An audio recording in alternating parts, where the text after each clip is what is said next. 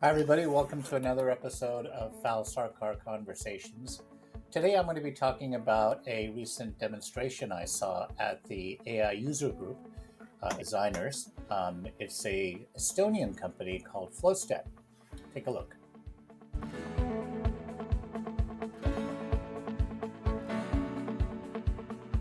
For designers number 23, had a number of speakers, including Clannachan, CEO of Flowstep, which is what we're going to be talking about today. The AI user group focuses on AI applications, AI infrastructure, large language models, including ChatGPT, DALL-E, and Midjourney in terms of imagery. If you want to see the full presentations, you can go to the YouTube page or you can go to their LinkedIn page and you can watch the video here. If you look at Flowstep, what do? They claim to iterate faster and design better, turning your thoughts into beautifully crafted user workflows. And this user workflows allows you to do automation and scale and increase your productivity. Flowstep is a design tool that helps you map user flows, and down the line, they'll be doing crafting wireframes, building prototypes, finalizing designs, and launching products. It helps you visualize complex flows and iterate the process until you get it right to your satisfaction. Flowstep helps teams go from idea to product with design at the core. They're a startup with big ambitions to build the most loved design tool on the planet, backed by top VCs and founders from various countries, including Hugging Face and WhatsApp, and they're reimagining the design from the ground up. If you look at the team, they're based in Estonia, in the city called Tallinn, and there are 4 people so far, and they're all from different countries within Europe. Matt, the CEO, is from the UK, and there's someone from Ukraine and Estonia and Finland. About a year ago, they got a round of investment, and their goal is to disrupt design. To learn a little bit more about Estonia, especially for Americans who are unfamiliar with Estonia. Estonia is about 10 hours due east from San Francisco, so it's almost halfway around the world. And if you go over to Europe and you zoom in on northeastern Europe, Estonia is one of the 3 countries, or a number of countries, that are bordering the Baltic Sea. But these 3 countries, all former Soviet bloc countries, Estonia, Latvia, and Lithuania, are called the Baltic states. On the east of Estonia is Russia, and to the south is Latvia.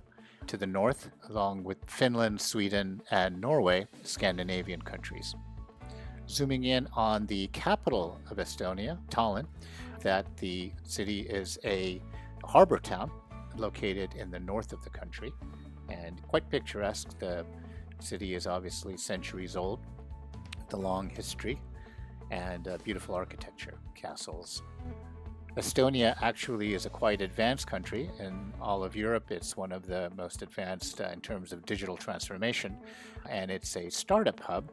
A lot of technology companies come out of Estonia, and they have a lot of institutions like e-government and other types of digital infrastructure.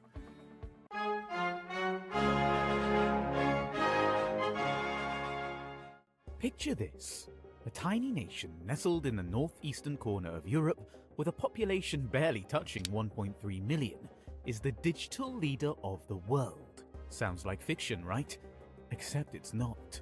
Chances are you've probably never even heard of it either. The country we are talking about is none other than Estonia, where taxes are done in under 5 minutes and nearly a third of the citizens vote from the comfort of their homes, or cafes, or from a park bench. You get the idea. This little country is a digital powerhouse, leaving the rest of the world in its digital dust. As Estonia set its course on a future filled with technology, digital infrastructure and services were at the heart of Estonia's digital transformation. After all, a country doesn't just become a digital powerhouse overnight. It takes a workforce skilled in the language of the future, code. In Estonia, IT education has become a part of its national mission. The Proj Tiger program, launched in 2012, introduced students from grades 1 to 12 to the world of computer programming and digital literacy. It's like learning the ABCs, but with HTML and Python. This early exposure to IT skills has had a profound impact on the career choices of young Estonians. With a solid foundation in digital skills, many choose careers in the tech industry. It's no coincidence that Estonia has one of the highest proportions of ICT graduates in the EU. Estonia's startup ecosystem is thriving, ranking 12th globally in the Global Startup Ecosystem Index 2024, with Tallinn entering the EU's top 10 for startup cities. This success is fueled by innovative policies, a robust talent pool, and effective public sector initiatives like e-residency and digital nomad visas. Estonia boasts the highest number of unicorns per capita, with major successes like Wise, Bolt, and Pipedrive. In 2023, Estonian startups raised over $500 million across 118 deals. Emerging niches, particularly in deep tech and green transition initiatives, are further driving growth. Estonia is well positioned for significant global impact in the digital and startup sectors. Hey everyone, really cool to be here and a really cool crowd that's turned out as well. I'm just curious before we start, how many people here are product designers? Awesome. How many are product managers, engineers? Oh, really good mix. So I'm going to talk to you about a few things today. One of them is my company, Flowstep. The other one is how we think about designing for designers. And then also what makes a product exceptional. For me, what makes a product exceptional, it's the experience. And what is experience? It's design. So with design, I think it's very much how something makes you feel. When you're using a product and it's radically better than anything that you've ever used, you can just feel it. And if you say that it's that simple, then why aren't all products that great? And I believe the reason for that is that design tools aren't adapted to the human creative process. You may create the world's most incredible solution, but if it doesn't solve a real problem, then it's pointless. And we started to think, what if AI could help us realize that creativity and adapt to us in the way that we work? With designers here, I'm sure that you move between these multiple layers and you do it without realizing it as well. The important thing is that it's not linear, right? You move back and forward between these things, and actually by doing that, you get a greater understanding of what it is that you are trying to create. And that's the beauty of it. It's the ideation process that helps you get clarity. And something that we are doing, which I'll show you in a moment as well, which I would say is quite different to many of the other tools in the space at the moment. And that is, we're not just trying to give you the end result or the end product. We're trying to augment your thinking and go through that ideation process with you, almost as an assistant or a collaboration partner to help you get to the intended result really fast. The problem statement to interactions to user flows to UI, it impacts everything else. So you have to then go back with your visual representations and understand how what you've done in one thing changes everything else. And we discovered that with AI, you can do that if you maintain context as you zoom in through these different layers, and if you can make each layer inform the other. And I will give you a quick video of this.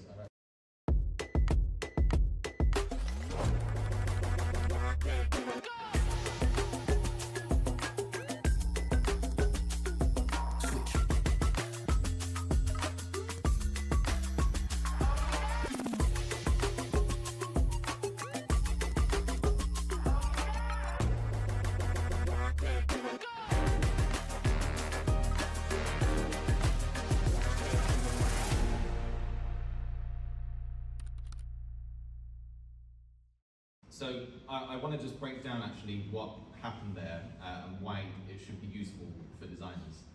So we started with specifications. You can generate those specifications or you can create them yourself, but let's say that you take one of them.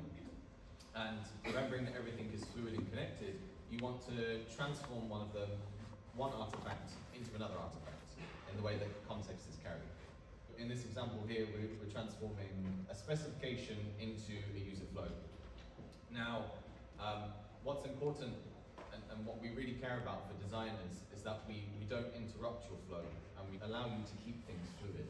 And how we do that is by making sure that you don't have to prompt something every time that you want to do something. If you take a look at this diagram, you have the two black boxes at the end. So we start with an input, and let's just say that's a prompt to keep it simple.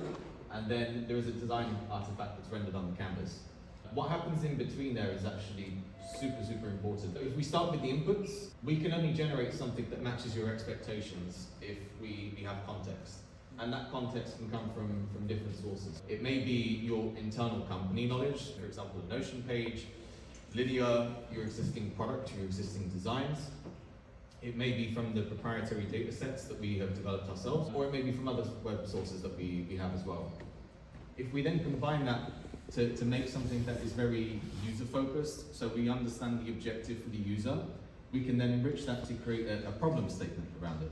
And if we have that problem statement, we can then move to ideation. So these are our agents that we have for design, where we allow essentially take the problem and to ideate on it until we actually find relatively good solutions that we think then match some evaluation benchmark. If it doesn't match that evaluation benchmark, we're going to carry the reasoning as to why and go back through the process again. So again, it's really having your own personal product manager slash product designer slash awesome human to help you in this process. Once it then meets that evaluation criteria and it passes, then of course we apply a proprietary post-processing algorithm to it, which then takes the LLM output, renders that onto the canvas, and then it's something which is fully editable and usable by you as well. Then we want to understand actually how you interact with that. Do you manually edit it? Do you export it? Do you duplicate? And so on. And then of course very direct feedback where we allow users to give us thumbs up, thumbs down, and rate the output as well. That then feeds back in to actually generate one model. But I want to make it really clear here that I'm a strong believer, and we at Flowstep are strong believers that AI will not replace designers. I think human creativity is probably the most precious thing on the planet. For us, it's about empowering designers to augment your thinking and to become much better at what you do, and to also save time for the most important parts of design, because I believe that the most important part of design happens outside of the canvas, but I think within organizations and teams, we've only just scratched the surface with this, and it's super exciting. We are VC backed. We have also really awesome angels like the co-founder of Hugging Face and WhatsApp, the founding designer, and also Volt, which was acquired by DoorDash for $8 billion. We're looking for really awesome people who want to build the most loved design tool on the planet, who are passionate and share our vision for design as well. Today, you can use Flowstep for free for 7 days, and then after that, we charge just €10 per month, or $10 per month to use it. Hi, I'm curious what your plans are or thoughts are about the handoff process once the design is complete. Is Flowstep going to be involved in how that's handed off to developers? Yeah, great question, thank you for it. So ultimately, we want to get to the point where you can actually create a live product with Flowstep, and we're trying to think of that in the way that what if code and design weren't separate things? But to do that, it's very important for us to, let's say, map out all the different facets of design first, because like I was showing with the user flows and micro interactions and everything like that, it's essentially business logic, and business logic then becomes code. So if we have the blueprint for it for design, we think that we can then actually help you build a full live product as well. How does your Flowstep or your application work with a design system? When the company has a strong design system, how is it possible to integrate the design system into it? Yeah, super important, because essentially what you're looking for there is something that's custom to your own product. We don't have that at the moment, but it is something that's on our roadmap as well. But how can we take your existing product and then generate everything that you saw there, which is very specific to your company? In terms of like actually designing products, I think it's actually allowing designers to spend more time outside of the canvas. So we're not optimizing for you to be able to spend 8 hours a day in Flowstep. It's more like, how can we get you to what it is that you're trying to do so you can spend more time with users, right? And if you can spend more time with users, you can understand the right problem to solve, and then the solution will come next to it. And I think that's how design especially will change over the next coming years. Matt, that was awesome. A little bit terrifying as well, but pretty awesome. Just a quick question. You talked about mobile, but is it also web? So for the flows that we generate, they can be for like web at the moment, but for wireframes and other things, we are only looking at mobile just for now. But yeah, every year in a startup is like dog years. By the end of the year, I'm sure we'll have that as well. Awesome, thanks. Yeah.